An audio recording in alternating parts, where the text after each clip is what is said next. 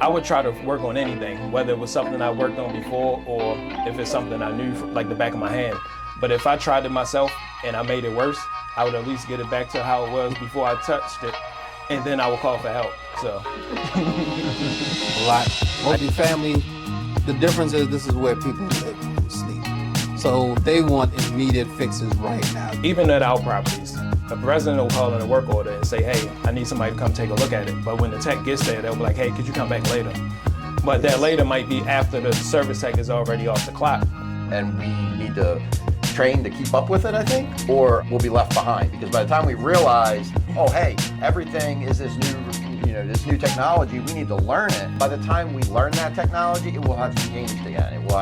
It'll be different. Dropping our shoulders to try to make older buildings function like they're brand new, which is we're filing for a lot of exemptions. But it's one of those things where Outsourcing will gain more traction, and this is why. I think the days of having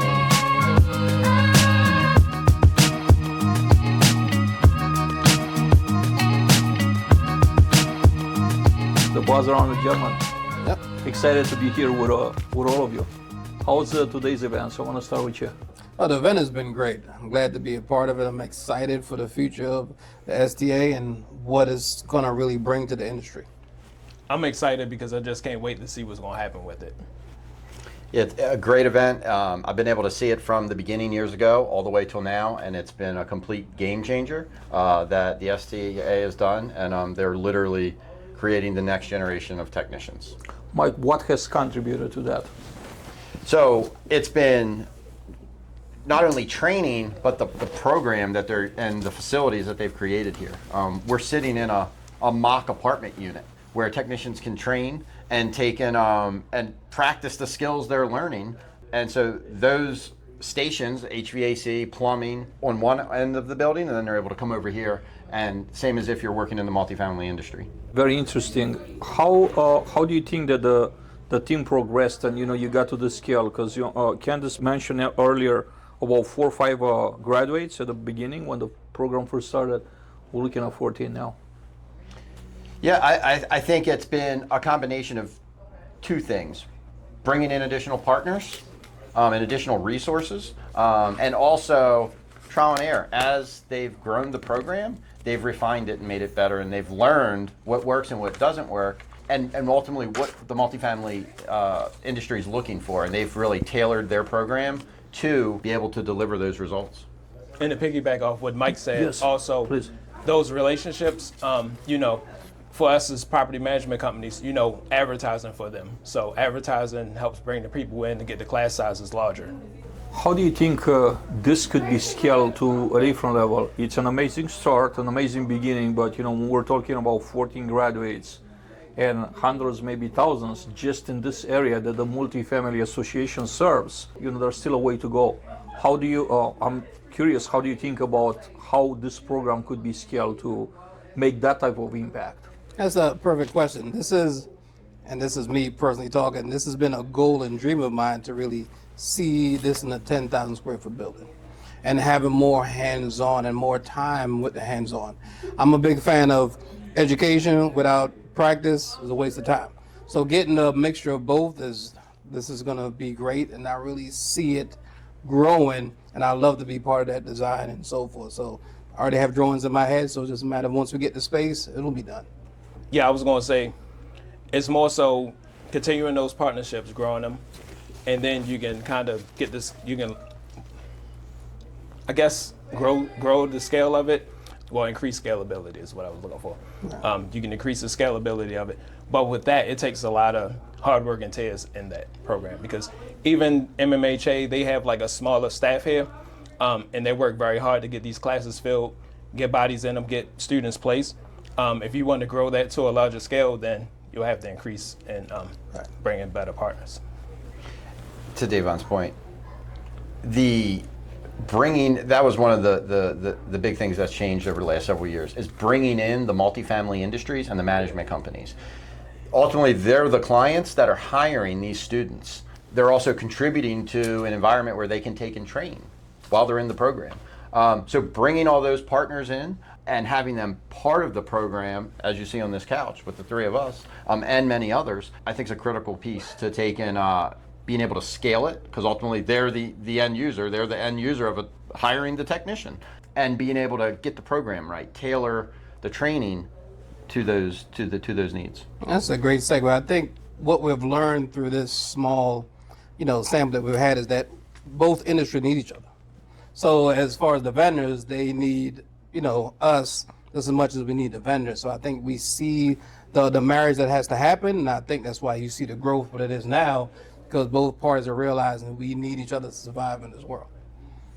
Yeah, when you look at it from a partnership standpoint, right? You're not looking at I'm the ownership group or the management group, and then you're looking down at your supplier partners. When you consider them equal partners, I think this could be a game changer. And in all honesty, it should be this way, because when you think about it, like they're contributing to this, they're making industry events happening. They're keeping the properties running along with management. That's not a small thing, and they're always here to support any and every initiative that we have as an industry. Yeah, I think the partnership, it's a two-way street, and the more we realize that, the better product in the end we can deliver to our residents. And in multifamily, that's what we're doing. We're providing service, leasing units that people live in and people call a place home. I was saying earlier that the jobs that we see today are not going to be the same jobs even a year from now. The same job, the same job title is not gonna mean the same a year. When we're talking about 3 or 5 years, it's like, to me, it's like light years. And I'm talking this, putting the perspective of technology, especially artificial intelligence, how fast is it moving out in the world, and we can't just be in a bubble, like not affected by it, right? And this, affected by it, I don't necessarily mean it in a negative way. I just think that in most ways, this type of technology, it's a game changer. So what are some thoughts about how these jobs are gonna change, are gonna evolve? How do you think they're gonna look like? I think from the migration has to happen where, the teaching has to now migrate over to the technology piece. When you're looking at the new HVAC equipment that's coming out, water heaters and so forth, there's smart technology built in everything. So tomorrow's technicians are gonna look more like someone with a pad or some type of device that will interface right into the product that we're working on, and will diagnose it that way. You can diagnose remotely, so you might be able to fix things remotely, but knowing what's wrong with it, because you've had the hands-on portion, is going to be critical in fixing the future equipment of tomorrow. You're absolutely right. And when you think about what you just described, this already happens in industrial maintenance. Like you're not necessarily seeing like HVAC technicians like turning a wrench. They just walk around with a computer and they program things, and like everything's like more technology driven than anything. And it hasn't been like this for like 6 months or a year. It's been like this for several years. Definitely. I saw a lot of that when I was at the AHR Expo. Everything that's coming out is AI is built in, is smart boards, is smart technology. And because of the energy needs that we have and to save energy and be smarter with energy, that type of technology is necessary to move forward. I was going to say, along with that, I think it'll incorporate a lot of older technology that there are not a lot of skilled mechanics in. So, for example, what Boris saying about the newer computer chips and the circuit boards, back in the day, you had a lot of older guys who could work on those, who can troubleshoot them, who could replace capacitors and relays and resistors on those boards. A lot of people don't know how to do that anymore. But all the new equipment coming out now has all of this technology built into it. So you're making a great point, and it's all kind of like solid state. You can pull like a transistor or like a small resistance out of the board. Like they're made in such a way that if you just pull a piece out of there, it's kind of like. And pretty much most of this equipment, once it goes bad, that's all it is. It's something stupid as a capacitor's gone bad on it or a resistor. But most people don't know how to desolder a board and resolder a new resistor into it. So 100%. I think that we're probably seeing the quickest growth on the HVAC side, building automation side, smart buildings, prop tech. But if you let's just look at plumbing, for example. When we went from cast iron and copper pipes and galvanized to plastic, that advance in technology, plastic being the advance in technology at the time, changed everything in plumbing. So you still needed plumbers, but what they did was totally different. New means, new methods, it was quicker, they needed new equipment. We're seeing the same thing in HVAC. With new buildings and prop tech, there's a huge shift, and it's rapidly changing, month by month, days sometimes, that what was current a year ago or 6 months ago, now there's something that's replaced it and is even better. So it's here, technology in maintenance, in multifamily, and we need to train to keep up with it, I think, or we'll be left behind, because by the time we realize, oh, hey, everything is this new, this new technology, we need to learn it. By the time we learn that technology, it will have changed again. It'll be different. So you'll constantly be behind the curve at that point. Very interesting thoughts here, Mike. I'm just thinking about a classic 4-year degree in any university, right? I think this applies to most degrees today. It's gonna become obsolete by the time a student graduates. So if they're not changing, ongoing, making an ongoing adaptation of the student curriculum, if you're gonna put together a 4-year curriculum today for any type of degree, and you keep up, you stick with the same curriculum, when that student graduates 4 years from now, most of the jobs, the way they've been designed, designations, they'll be obsolete. Yep. Or they'll be behind. Multifamily and maintenance that industry specifically offers is, it's not the only one, but it's certainly critical in this one, is that you have the ability to take and have hands-on training. So at most apartment communities in multifamily, you come in, if you're green or you're at the entry level, you're able to take and learn new skills and at the same time practice those new skills while you're getting paid and gain the experience needed to continually perfect and improve your skills and broaden your skill set. And I think that's something that we should be marketing nationwide to everyone, to say, maintenance and service is not just a job, that it is a career. There's a lot of people here today that show that path and are representative of that, but it's all over nationwide at all the management companies. You're able to see that. And to touch on Mike's point as well, that mindset comes with that as well. So it's try to shape some of the mindsets of the youth coming up. When these jobs come open, they'll know not just to get in the job just to chase the money, but to get in the job to chase the skill, because like you say, it's forever evolving. So, And what I see is 10, 15 years from now, the work from home is not going to change. It's actually going to increase. And once AI gets more into what we do, a lot of those jobs where you have to go do it now, some of it will be done for you. So it's going to be more staying at home. The more we stay at home, companies seeing an increase their ticket count.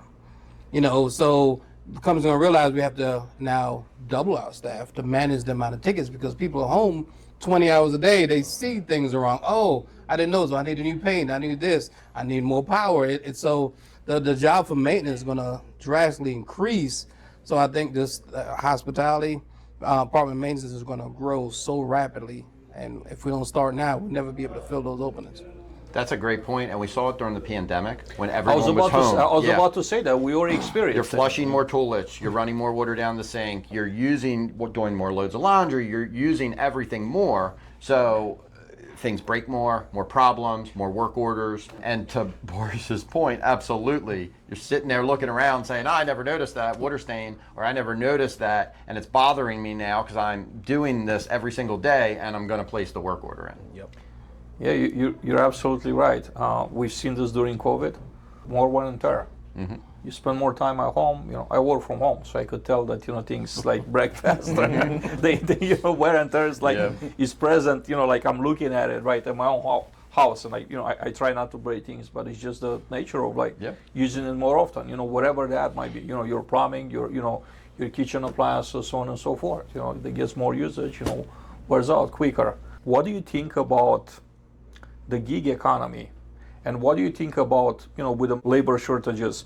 Everything that we do currently, we're not at the pace to keep up with the demand, right? And I'm thinking about other industries have solved this problem by inventing gig related jobs, opportunities for people. When you think about now with a family with two parents working, many things going on, especially kids having to go to school, there's a lot of things that had to be that a parent has to adjust to in order to take care of their family. And not always it's possible that both parents work, a 9-to-5 job or, 9 to 6. Therefore, other arrangements had to exist right there. And I think that the market has adapted to that. The gig economy speaks to it, and it's something that's growing from what I'm seeing. But please, disagree if you think I'm wrong. Do you see a model, not to take over, not to replace the current full-time model, but do you see the gig economy, gig type model entering multifamily, especially on a maintenance side, and just becoming a thing, becoming a growing thing, becoming even a possibility for someone that might have obligations, that might not be able to take a full-time job and work on call and so on? They might just need to like flip a switch, work 2 days a week, randomly, and then like the rest of the time do other things. What are your thoughts? I think that there could be a path there. The challenge becomes on the multifamily side, and in the multifamily setting, we need reliability. When work orders come in, we need to be able to make sure we can get to those work orders, get to emergencies specifically in a timely manner to make our customers happy, make residents happy. So I think that that's a roadblock that has to be overcome, that if it's one person and it's 2 days a week or 3 days a week, we have to have a plan in place to be able to take and still accomplish our business goals. Of course. Yeah, I was going to say, speaking of the gig economy, I was just talking to a guy who works for a company, and he was saying basically they don't really have too much of a maintenance staff. He said they have about 5 or 10 people like throughout the whole entire company. But what they do is they have a service that basically, if they put in a work request, a resident, Uber will come pick the technician up. Like they just hire like random handymen, will come pick them up, come take care of that issue, and then going back about the business, Uber come pick them up and take them back. So Because I saw the integration with this for on-call. So every tech that does maintenance hate being on call. So one of the selling point was, what if we hire these part-time ex-military, whatever, this kind of, do you work Monday, this person work Tuesday after hours, and they just take call for you, and then the bulk of the day you still have your full staff, but there's no on call. So a lot of people were really, intrigued by the idea, but few companies kind of implemented it. But I think that's one way to kind of bring that in, because that's the pain point for every technician. And I think that would get more people pouring in, because I don't have to take call. Okay. Because you want your life after you finish working, so, but you're on a week at a time, you can't really leave or do anything depending on what site you work at. It could be very frustrating for a team member. I think too, in talking through this, that there's the roadblock of reliability, that of course, but there's so much inconsistency and variables from company to company, property to property, that you can bring someone in to fix a kitchen sink or unclog a kitchen sink. However, I wonder where how cost effective it is when you're talking about need material. Do they have access to material? They don't know what they're getting into. So if they're coming in an Uber, for example, they don't have a hardware store with them. Right. So I think there's some things that they have to be, connected there. But it's a problem that needs to be solved as it relates to maintenance. It's one thing that pushes a lot of people away from the maintenance industry, is on call, is the hours sometimes, is the demand during summer with turns, working in the heat. So I think it's an interesting topic. In my mind, this would not happen overnight. It's going to be a process. Building that marketplace of available, skill qualified individuals takes time, right?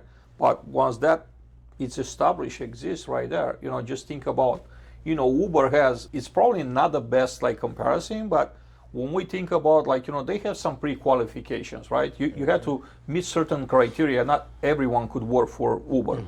And now, of course, it's not going to be the same for maintenance in apartments, but they do have a system. So if we're maybe doing some screening, and there's certain pre-qualifications, in order to enter a platform and become, plus a rating system I can think of, right? Just like the Uber drivers. If you're a Uber driver and your driving, skills or your customer service skills suck, and then your customers, keep giving you 1-star ratings, eventually nobody's gonna call on you anymore. Right. Kind of the same thing. I'm thinking this is kind of what the market decides.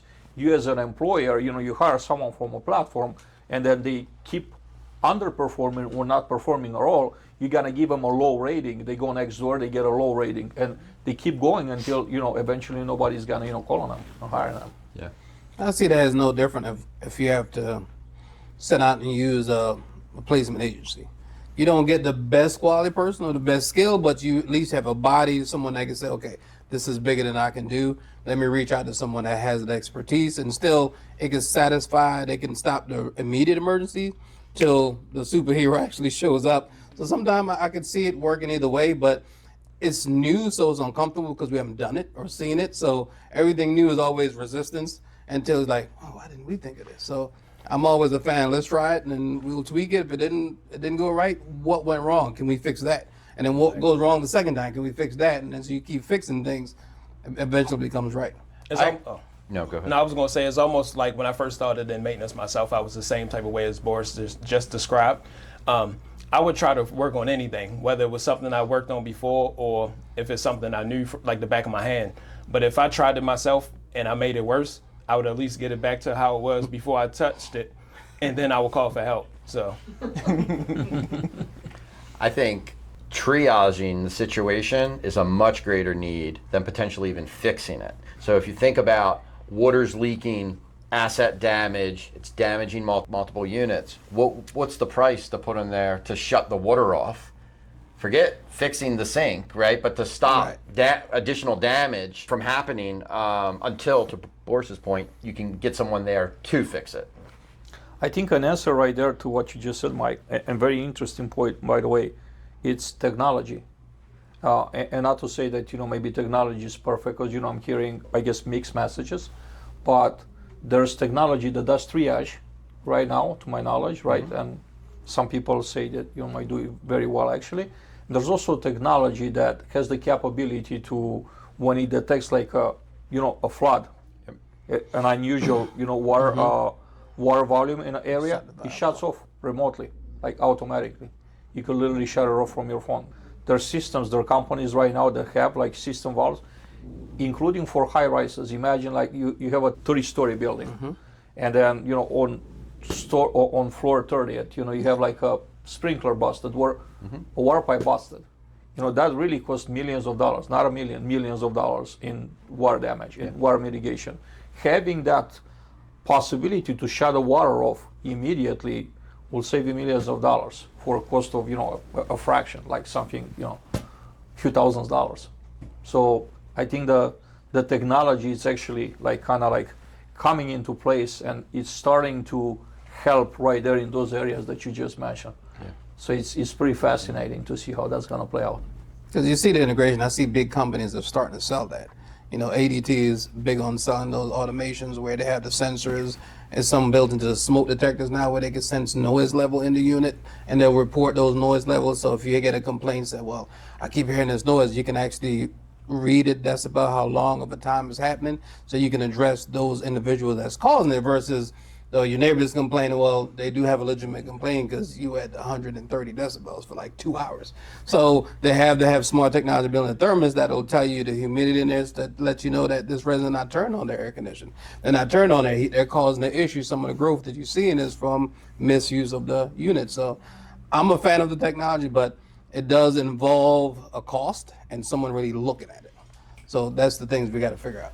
So they do offer rebates for that type of technology. I get bombarded with emails from people from the water mitigation side, from the smart thermostat technology side, and some of these people, they will come eat up some of the upfront costs of that just for you to put it in your building, but it's a subscription behind it. So they always try to get you on the back end.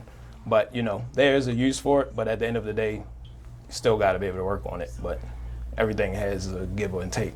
Something that comes to mind, it's another phenomenon that we've been seeing in commercial maintenance for decades, really, outsourcing.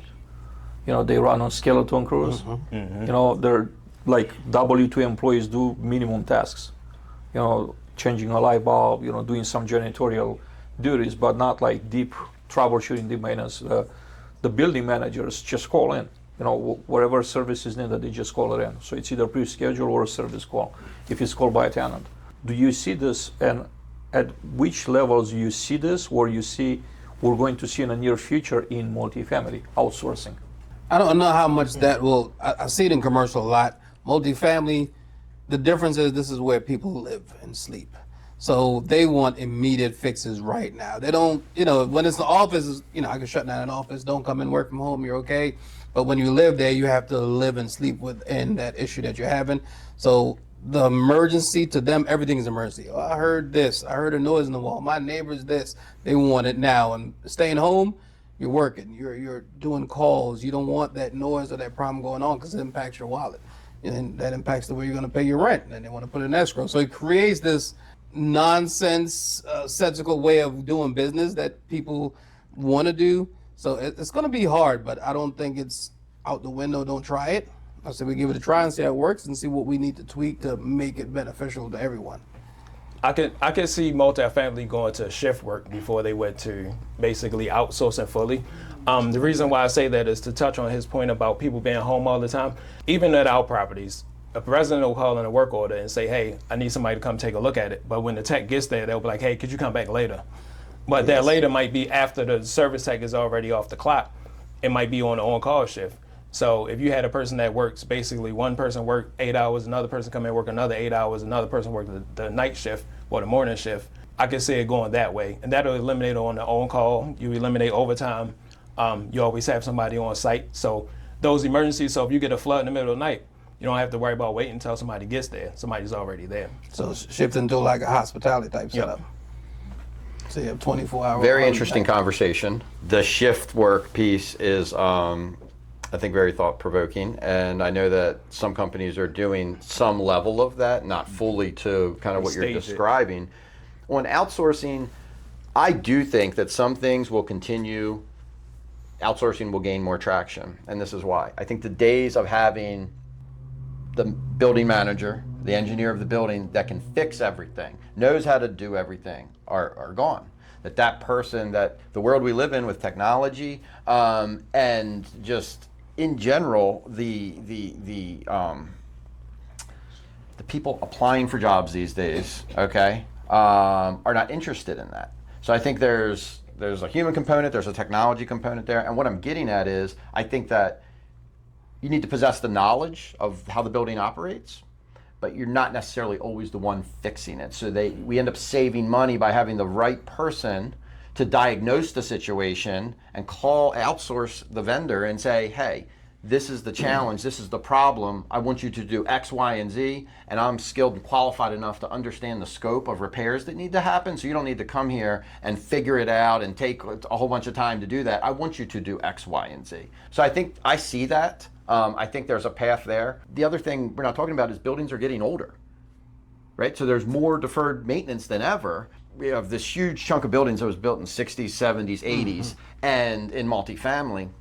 So those buildings are aging, and there's even more deferred maintenance, which is going to require more staff to maintain them or more outsourcing. And the point I'm ultimately getting at is the service manager or building engineer, at one time when the building was 10 years old or 15 years old, they were able to handle everything and manage everything and do these repairs. It's no longer, you can't do that anymore. So now you need a team of 5 people to take and do it. And at some point, those costs outweigh the revenue you're generating, so they're looking for either a skeleton crew or outsourcing items. Yeah. Because I look at it, I see what you're saying, Mike, and I look at it 2 ways. It's usually, how can we outsource this, and how many man hours do you have? And then you have to do that math and say, okay, what is feasible that I can absorb as a cost, and what do I need to outsource? So the work doesn't go away. You just have to find better ways of getting it done. And like you said, these buildings are aging, and now we're being asked with BEPS stuff that's getting ready, dropping our shoulders to try to make older buildings function like they're brand new, which is we're filing for a lot of exemptions. But it's one of those things where people are looking for small technology in older buildings. So they want the aesthetics of the old, you preserved it, you saved it, but I want it to be a smart home, and I want it to be insulated well. Doesn't really happen. So I think it's going to come to a point where developers have to realize that I'm going to have to tear down a building after 50 years and build it again, unfortunately. It's probably wrong becoming more cost effective. The one piece we didn't touch on here is liability when it comes to outsourcing. There's a whole component there, and you see it with snow removal as a good example. You see it with things using torches related to insurance policies where properties are flameless or torchless. And they're seeing this drastic reduction in their insurance premium because no one there is using a torch and the liability is on a third-party vendor. So I think that component comes into play too, as to when we're making decisions on what to do in-house versus what to outsource. Yeah, I like your point on that. There's also, when we're thinking about the workload, right? Off season, it's kind of like this. During the season, goes like this. And then how do you budget? Do you budget for the off season, and what do you do on peak season? Or do you budget on peak season, and what do you do on downtime, right? Is there a happy medium? Is there like an average? There's like a happy average. When you're thinking about, if you're budgeting for like the low season, and then at peak season, you're just gonna like outsource more of the work. Probably that, when you think about it, because you're not, it's not just the payroll, but all the benefits, all the vacation. You don't have to worry about workers' comp, vacation, any of that. Everything is being, eaten by your vendor, Right. and that's money too, and that's not nothing. Well, if you think about it too, in multifamily, we're operating under a 30, 40-year-old business model of one technician for 100 units, right? So as these buildings are older and they're and I'm not talking about a new building, which has its own challenges, but certainly buildings that are 30, 40 years old, the same logic can't apply in the first 10 years of the building that applies 30, 35, 40 years later, again, as the deferred maintenance racks up and the challenges continue to accrue. And it's funny you say that, because I've seen some companies that do 150 to 1.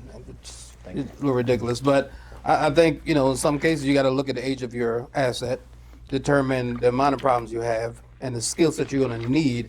So I always group my techs according to the building you have. I would need this many of this level technician, this many of this level technician to better satisfy the needs of the asset. So I think it's just having the right people in the right place and have ownership that's willing to listen and hear and make those changes to better fix the problems that they have. If they're not going to spend a big amount of money to fix the problem in totality, how can we mitigate it and do it this way to get it last long till we get to the point where we get the money to do it? So there's just ways of looking at it. The way I look at my budget is certain things has to be done during the warm season, certain things can be done in the cool season. So my warm season is always going to be busy because that's when the majority of your work and big project, big capital is going to happen. So now I need to outsource even more because my team is going to be busy with condensation leaks, AC, all those things. So I know they're totally busy, so I can't bombard them with a lot of projects. So I have to now shift that project and outsource it. Yeah, absolutely. Centralization. Want to touch on centralization? Is that a real thing? Is that a buzzword? How do you see it? What do you see happening in this market and other markets, if you're aware of what's going on, Mike? I think it's become a buzzword in a lot of ways, a hot topic that everyone throws around. And with that said, I think, in my opinion, in the end, centralization becomes more of a hybrid model, because I don't think centralization works on the maintenance side everywhere.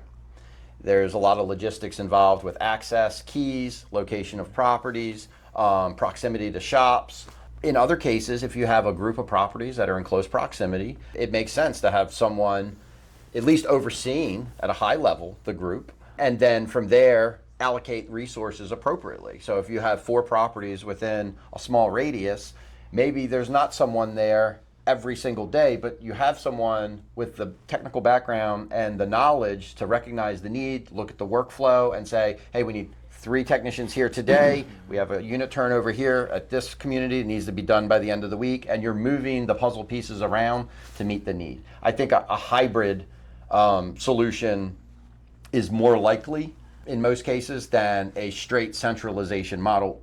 You see the centralized model now, and the struggles become, in a lot of times, you're delivering a lower level of customer service because you can't respond as quickly. You can't get to an emergency as quick. So then that leads to the bad reviews, residents move out, and at that point the model's busted, right? Because we rely on being able to deliver excellent customer service and keep residents happy in their home. Otherwise, they're looking to go somewhere else. Any thoughts on centralization? Yeah, I was going to say he stole all the ideas I had right out of my head. So I do have a hybrid model of that. So I have a roving team, and so I have a roving manager. And whenever we have, say, a high ticket account here, these 3 or 4 individuals will go help out, knock them down. If it's turnovers, they go do things. If it's a complete install, they go and install a unit. Oh no, I'll handle this flood you have. You go continue your tickets. So I have that flexibility because, like he said, we're most centrally located. So nothing is further than a half an hour drive. So they can get to that point of need quick. So if you have a small outfit, it works, but when you grow big and a bigger company, it can be challenging logistically speaking. But I do use that model now. And deferred maintenance comes in there too. I use that term often because it's a real thing in maintenance, in service, in multifamily, that anyone that has worked in it understands and knows it's a real challenge that you're trying to combat. The older the building, the more deferred maintenance, the harder it is to take and centralize for everything we just said. It's very interesting to me that most of the executives that I talk to, like CEO, COO type, a few years ago were very sold on a model. While I was talking to maintenance leaders like yo, they're on the opposite of the end of the spectrum, saying the way they envision is not going to work. Funny enough, 3 or 4 years in, there's very large companies, operators, they're pulling back from the model right now. You are about to hear some news, maybe not like official news, but you'll hear from your peers the work for those organizations that they're dismantling their centralized teams. And here we are, 3 or 4 years later, here we are, maintenance leaders have been saying all along that what you're trying is not going to work. And 4 years later, it's not working, and millions and millions of dollars later. It's more overhead. I do think it's easier to do on the leasing side and on the property management side than on the maintenance side, to a large extent. I don't disagree at all. When you think about models like Airbnb, to where you don't really have, people showing you apartments. Like you just go online and you shop for your home, temporary home, vacation home, and they give you a code and you just kind of like go do your thing and then you leave. You don't see anyone, like there's no employee. It's just a platform that does all of that for them. I don't see why that wouldn't be. People say, well, you still gotta have the personal touch. Well, you still gotta have there's data that I've seen from companies that do automation that actually proves that bots are better at closing their leasing agents by a significant margin. So that changes the game. Imagine just like any other technology. Imagine that the bots are not gonna get worse; they're gonna get better, because they're learning at the rate that human brain cannot learn. Like they're connected with the entire wisdom of the world, and they're actually learning and getting better. Our human brains are like we don't have that capacity as individuals. AI is connected with all the wisdom in the world, with everything that's available, and it learns at a pace that our minds can't even imagine. I think you definitely have a point right there. Not to say that the industry will be totally like getting rid of, because there's another thing too there. When you remove positions from the site level, let's just say you remove the leasing agent, or another one that's being under scrutiny with centralization, it's a system manager. When you remove either one of these positions, you disrupt the career path. If you don't have an assistant manager anymore, you're gonna have a leasing agent. How are you gonna promote somebody to become a manager? There's no middle. If you're breaking that chain, you're removing a piece from that puzzle. There's not a clear path to me. And the argument that I heard was that, okay, well, the new property manager job is going to look different than the property manager's job look today, like different duties, more like a general manager at the store type of deal. I'm curious to see. I'm very curious. And speaking of that career paths, I want to get your thoughts on what do we do to make these career paths more meaningful. I think a lot of folks that are very ambitious, they want to move up, they want to become like one of you. One day are looking at you and say, okay, there's not enough positions at the corporate level, right?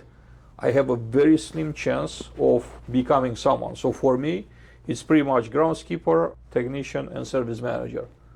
And I'm done. Like that's my ceiling. I'm never going to break through that ceiling. And then they're looking at other opportunities, other industries that might offer longer career paths, more rewarding, or perceived as such. So what are your thoughts on career paths, and how can we, maybe do a different approach, have a different approach to career paths to make it a better experience and make it more appealing for those looking to, become like you one day? I think career path, I think it depends on the company. Some company has a very laid out strategic path that people will follow, and they have training to support that career path and that growth.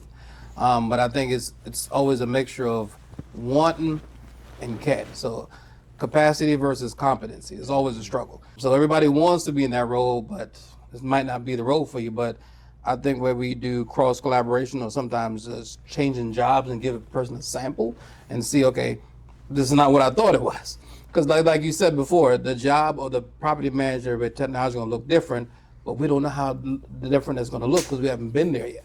So to say it's going to look different, what does that mean? How does that look? How does that function?